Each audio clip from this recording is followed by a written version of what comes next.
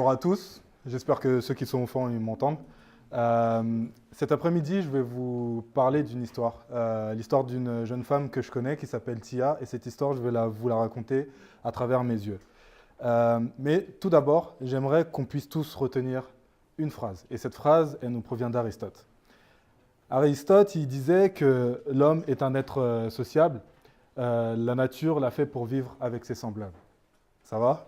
J'espère que vous avez bien cette phrase en tête, ça va être important pour la suite de cette présentation. Avec cette phrase en tête, nous savons que l'évolution des technologies, l'avènement des smartphones et des réseaux sociaux a été un bouleversement pour les interactions entre les êtres humains. J'ai lu un article dans le New York Times qui disait tout simplement que la technologie détruit la jeunesse de notre ère. Que la communication qui est utilisée se fait principalement à travers les smartphones et que les jeunes de notre époque préfèrent ce moyen de communication plutôt que d'être en présence physique avec les personnes qui les entourent, leurs amis ou leurs parents. The Guardian dit que dès lors que nous sommes connectés sur Internet, notre vie privée est immédiatement mise à l'épreuve. Et moi, je me suis posé une question toute simple. Et si cette technologie si destructrice, comme il l'est décrit, pouvait être utilisée d'une manière à laquelle nous n'avons pas pensé? C'est-à-dire, si cette technologie pouvait aider les interactions entre êtres humains et à des êtres humains qui n'ont pas la possibilité justement d'avoir ce genre d'interaction que nous pouvons avoir aujourd'hui. Et c'est là, au fait, où je vais prendre le temps de vous expliquer l'histoire de Tia. En 2012, je suis allé pour la première fois aux États-Unis et là-bas, j'ai rencontré Tia. Tia, c'est une de mes cousines. C'est une fille qui est née avec deux autres frères, donc elle était une des triplés et l'accouchement en fait, de sa mère a dû être déclenché au bout de 5 mois de grossesse. Cela a eu des conséquences sur elle directement parce que Tia est aujourd'hui polyhandicapée, ce qui fait qu'elle ne peut ni parler correctement, ni marcher, ni être autonome comme elle le souhaiterait. Quand j'étais là-bas, en fait, c'est là-bas où j'ai découvert ce type de handicap directement.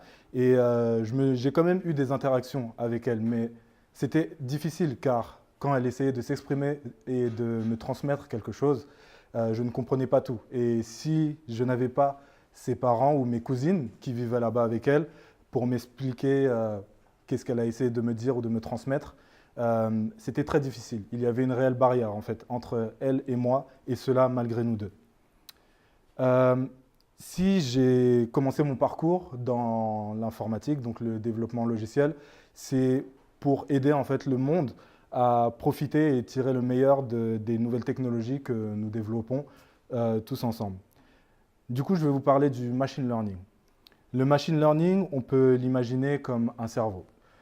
Ces cerveaux, comme nos cerveaux, ont besoin d'informations pour grandir, pour acquérir de la connaissance, pour acquérir des réflexes, pour anticiper des comportements. Ils ont besoin d'informations. Et c'est nous qui donnons cette information et nous disons au machine learning comment il doit interagir avec cette information jusqu'au moment où il finira par apprendre seul et faire les meilleurs choix possibles.